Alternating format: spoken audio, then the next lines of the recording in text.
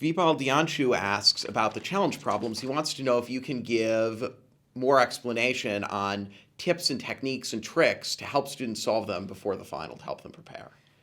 So this is a tough question, and there's no magic way that I can give you that's going to really solve this.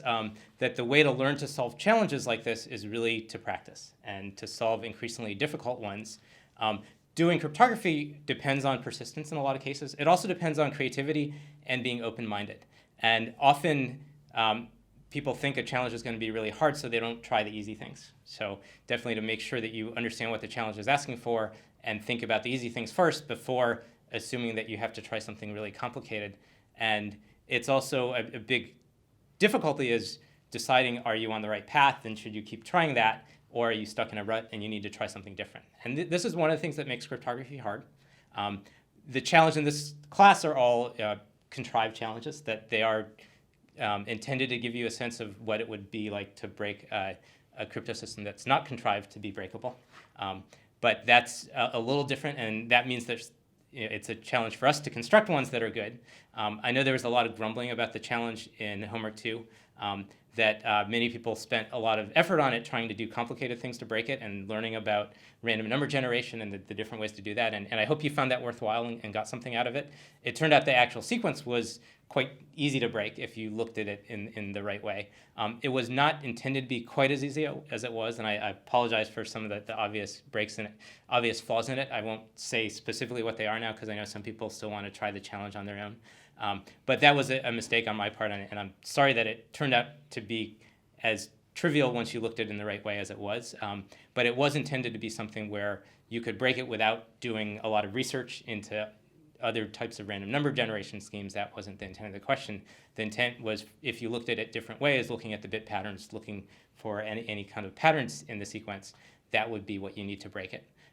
And we will have some interesting challenge questions for Homework 4 that will scale up the levels of difficulty.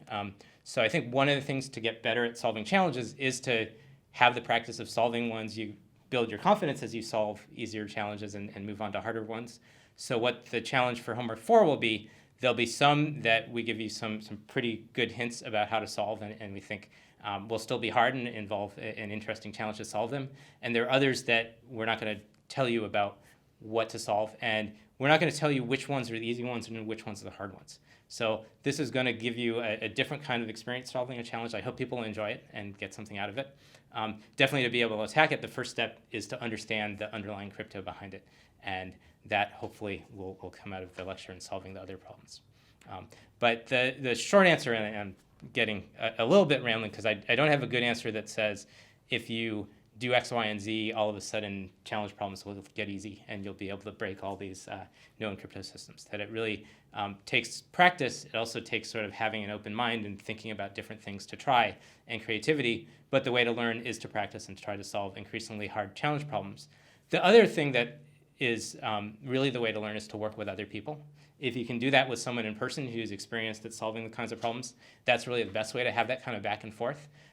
If you can do that on the forums, that also is great. And so the challenge problems that have worked well, we've seen a discussion in the forum where people have suggested a different approach they've tried. Other people might add to those or suggest an alternative. Those are the things that will really help you develop in terms of solving problems like this, having that kind of discussion. And learning about approaches other people take, but still putting the work in to try to think of ways to solve it yourself. So I hope you'll enjoy the future challenge problems, and they will give you a good sense and build your confidence at solving them. I realize that it can be frustrating, and that's part of the difficulty is if you knew you were on the right path and making progress every step, well, that would be great, but that's not usually the way things work in cryptography.